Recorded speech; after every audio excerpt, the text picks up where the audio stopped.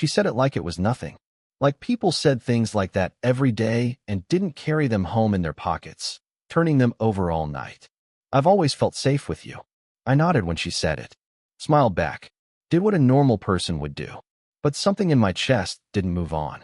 I was working afternoons at the independent bookstore on Ninth, the one wedged between a nail salon and a cafe that always smelled like burnt milk. I'd been there less than a year, still learning which regulars wanted conversation and which wanted silence. She came in on Thursdays. Thursdays. Always around 4.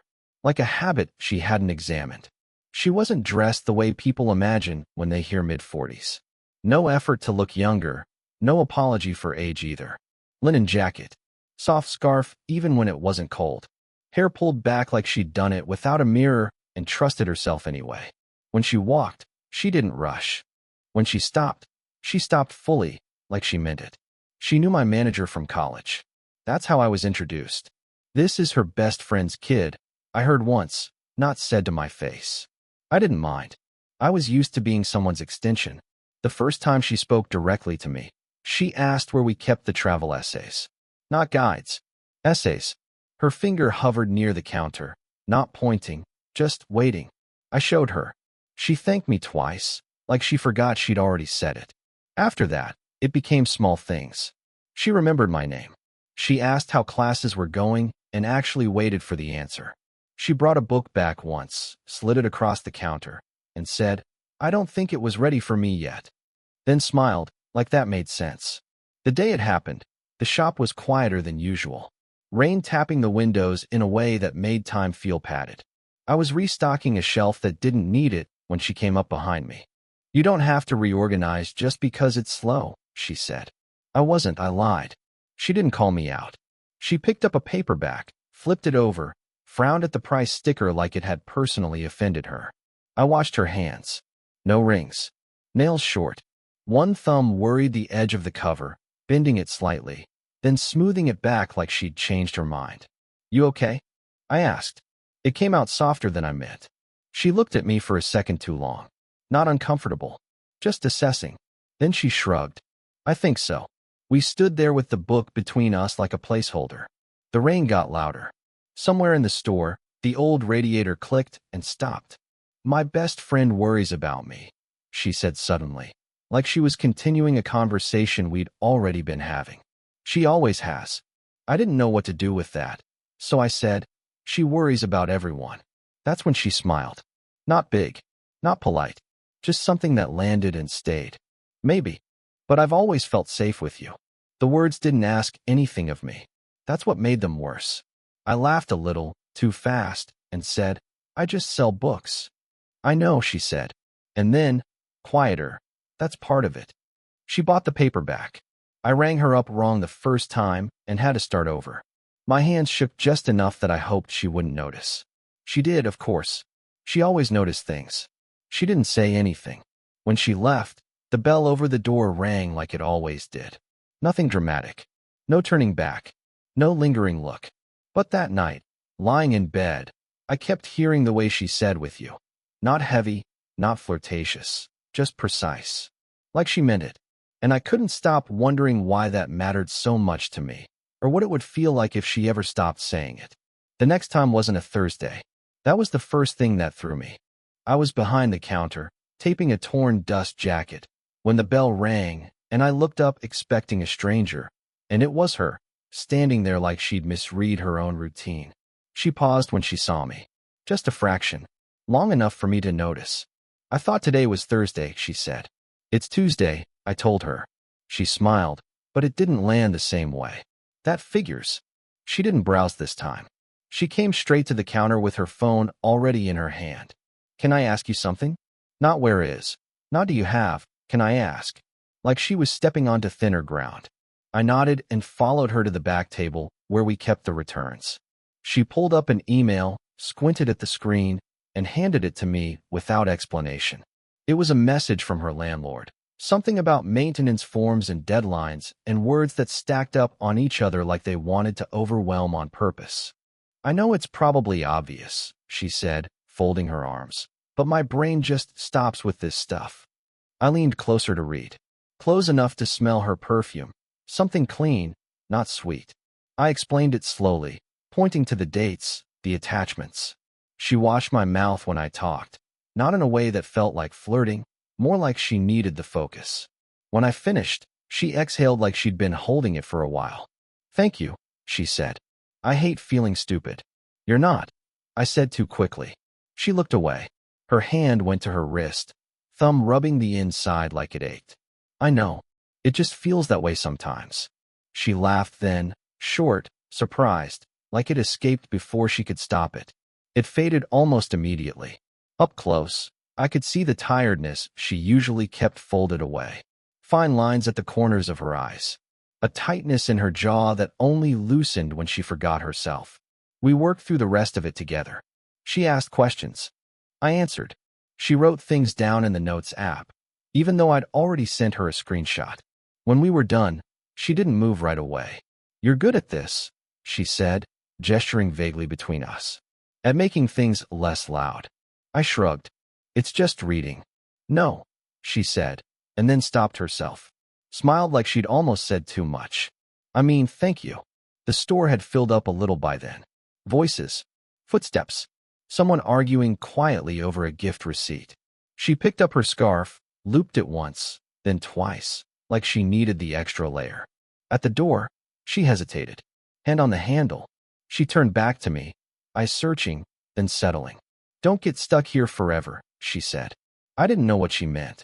Or maybe I did, and that's why I didn't answer. She left. The bell rang. The sound felt sharper this time.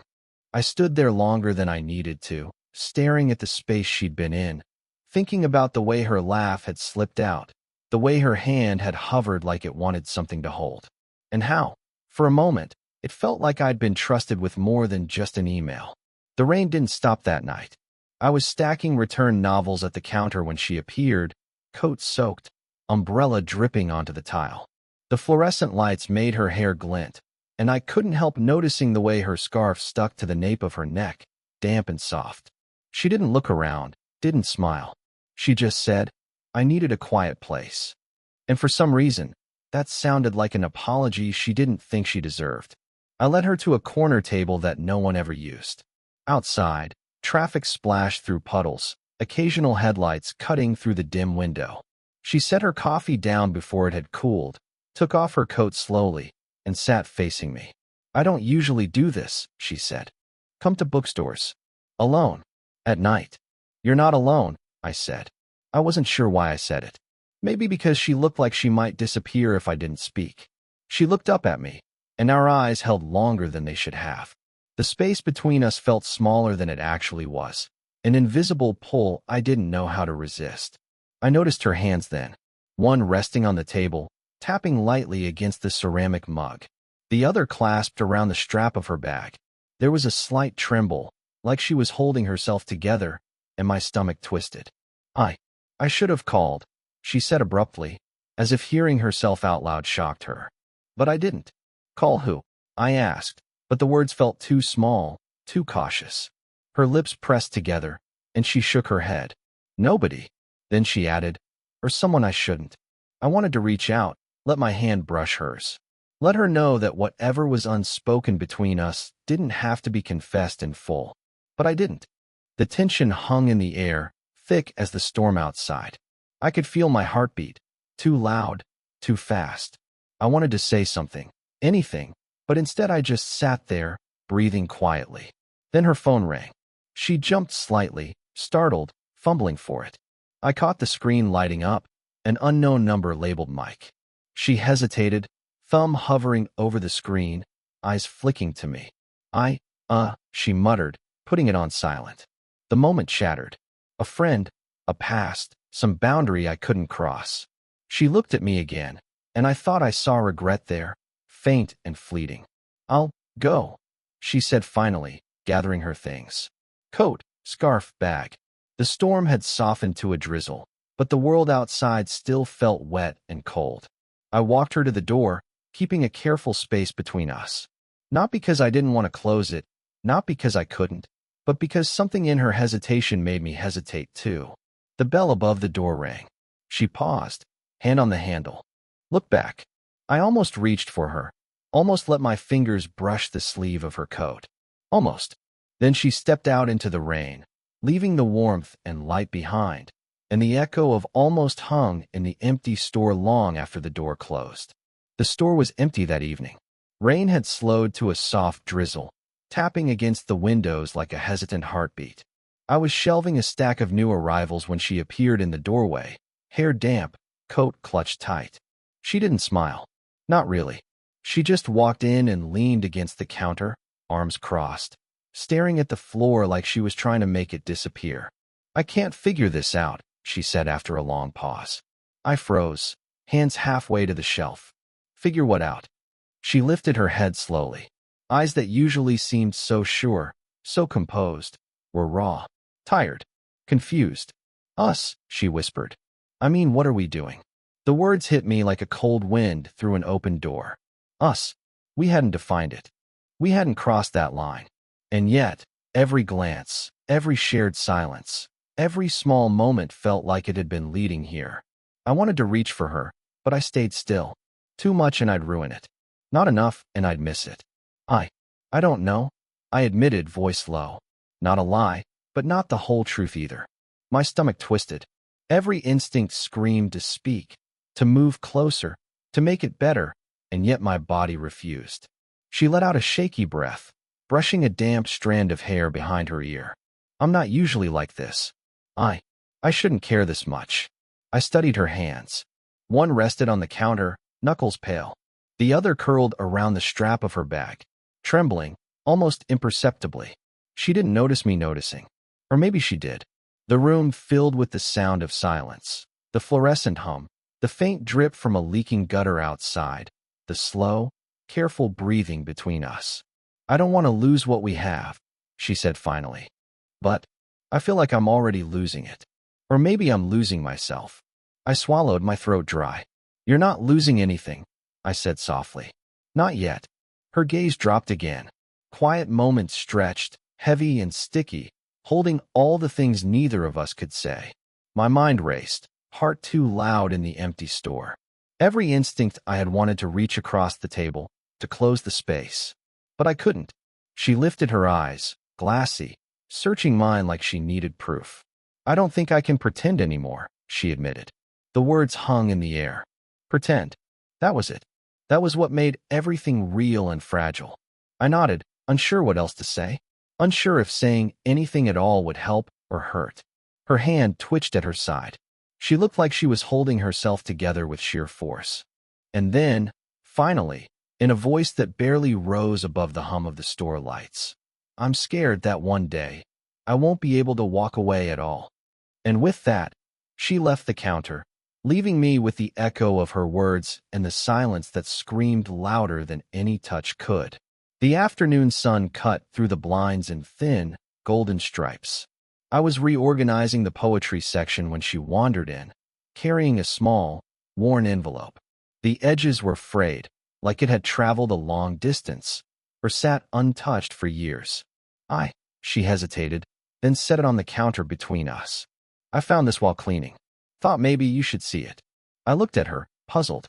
She avoided my gaze, tracing the edge of the envelope with a thumb that shook slightly. Her knuckles whitened against the paper.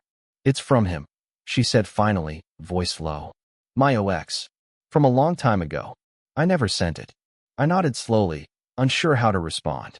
I could see the weight in her shoulders, the way she kept her back slightly curved, like she was shielding herself from a memory. She opened the envelope, unfolded the letter, and glanced at it as if the words were both a comfort and a wound. He left suddenly. No warning. No reason. I was naive, maybe, or just young enough to think he'd stay. Her fingers trembled over the paper, tracing words she hadn't dared send. "I'm sorry," I said softly. Too soft. Not nearly enough. She laughed briefly, but it sounded hollow. "Don't be. It's not your fault. I'm just surprised, I guess. How much I've carried around without anyone knowing." I wanted to reach for her hand, but I stayed still. "Instead," I said, "I think you're stronger than you give yourself credit for." Her eyes flicked up, meeting mine for a fraction of a second, and I caught it.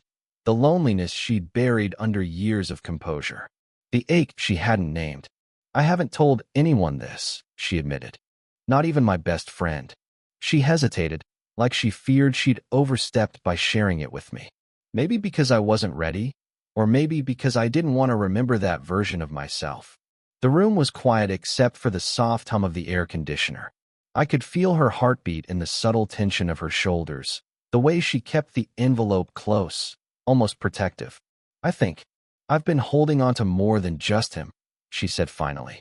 "I've been holding on to the fear that love can leave you behind." Her words lingered. I wanted to say something that could bridge the gap between us, but I only managed a nod. She smiled then, small, trembling, vulnerable, like someone showing a scar and hoping you won't flinch. "I didn't expect to share this today," she said, placing the envelope carefully back in her bag. "But I'm glad I did." She turned to leave, but paused at the door. "Look back once. Thank you for letting me." And then she left, the bell above the door chiming softly. I stayed behind the counter, staring at the space where she'd been. My chest ached in a way I didn't expect. Not from longing, not from desire, not exactly. Something quieter, heavier. Something seismic enough to shift the way I'd been thinking about her for months. And in that stillness, I realized I hadn't just seen her vulnerability. I'd felt it, and I knew I would never be able to forget the weight of it. The bookstore was closing, and the air smelled faintly of rain and old paper. We'd been rearranging a display near the poetry section, working side by side in a silence that didn't need filling. She sighed softly, leaning back against the counter. I noticed the way her shoulders finally relaxed, the tension from months of careful restraint melting just a little. I wanted to speak, but I didn't. Sometimes words only got in the way. "I've been overthinking everything," she said after a long pause. Voice low, almost to herself. "About work, about life, about this." She gestured vaguely between us. "I think I've been pretending I could handle it all alone." I glanced at her, saw the faint flush along her jaw, the way her fingers fiddled with the edge of her sleeve. "You don't have to," I said quietly. She looked at me then, eyes searching, not for answers but for acknowledgement. And in that look, I understood. Everything we'd been skirting around, hesitations, near confessions, silences, had led to this. The truth didn't need shouting. It only needed recognition. We didn't sit, didn't embrace. We just stayed close, the space between us thinner than it had ever been. Her hand brushed mine as she reached for a misplaced book, and we froze, letting it linger longer than necessary. No words, just a small contact, electric and grounding at the same time. "I don't know where this goes," she admitted, voice barely above the hum of the closing registers. "Neither do I," I said. "But we'll figure it out. Together." She let out a shaky breath, a laugh that was more relief than amusement. "I think I've been waiting for someone to say that." We moved in tandem without thinking, stacking the last books of the day, cleaning, organizing. Each gesture was ordinary, but ordinary felt extraordinary when shared. There was a softness in her glance, a patience in my movements, an understanding neither of us needed to define. When the lights dimmed, I stepped closer as she gathered her coat. Our shoulders touched. Just a hint, and yet it spoke volumes. She didn't pull away. I didn't press closer. The moment existed in its own quiet gravity. "I'm glad you stayed," she murmured, adjusting her scarf. "I wouldn't go anywhere," I replied, letting my hand rest near hers on the counter, brushing it ever so slightly as I passed her a receipt. She didn't retract her hand. She just let it be, let the contact linger, comfortable and inevitable. Outside, the last of the rain shimmered on the sidewalk, reflecting the streetlights like tiny, fleeting promises. We stepped toward the door together, not rushed, not needing to announce anything, just moving forward in the same rhythm, side by side. And when she finally pulled the door closed behind her, the bell's chime echoed softly. I stood for a moment, letting the quiet settle around me. Not lost, not longing, just a calm that felt earned, the kind that comes after tension finally loosens and understanding fills the space. I knew, without needing to say it aloud, that this, whatever this was, would hold. Not in grand gestures or declarations, but in small touches, shared silences, and the certainty that we'd chosen to stay near each other, step by step, moment by moment. And for the first time in months, the space she left behind wasn't empty. It was full, quiet, and enough. Looking back now, months later, I can still remember that first Thursday, the one when she said, "I've always felt safe with you." It wasn't dramatic. There were no fireworks, no sudden confessions, just words that landed quietly and stayed. That's what made everything that followed feel inevitable, even though at the time, I didn't understand it. We grew together slowly, carefully, not in leaps or grand gestures, but in the small spaces between routine and conversation. She learned that leaning on someone didn't make her weaker. I learned that watching someone so steady and composed struggle with vulnerability could be both terrifying and beautiful. Love, I realized, wasn't about perfection or timing. It was about presence, about noticing the tremble in her hand, the tired line at the corner of her eyes, the way she laughed when she thought no one was paying attention, and showing up anyway. We made mistakes, hesitated, misread each other, but each pause, each almost moment, made the eventual closeness feel earned. There were times when I wanted to speak and didn't, times when she almost confessed more than she could, and yet those silences weren't empty. They carried weight, carried honesty. She changed, too. I saw her softening toward herself, letting the guard slip just enough to be seen. That didn't happen in a day. It happened in Tuesdays and Thursdays, in shared coffees and quiet corners of the bookstore, in evenings when the rain pressed against the windows, and we simply existed together without labels. She became someone who trusted her own fragility as much as her strength. And me? I became someone who learned how to be patient, how to hold space without filling it, how to notice the tiny, human details that made her her. I learned that love isn't always loud. Sometimes it's a look across the counter, a hand brushing against yours without reason, a shared silence that says more than words ever could. By the time we realized that what we had wasn't just a fleeting connection, it didn't need declarations or vows. We just knew. The inevitable closeness had arrived quietly, like a tide that had been gathering strength beneath the surface for years. And when we touched hands for the first time without hesitation, it wasn't a spark. It was a slow, steady warmth that confirmed everything we'd both felt but couldn't speak aloud. Looking back, that's the thing I carry most. How unremarkable, and yet how profound ordinary moments can be when they're shared with someone who sees you, really sees you.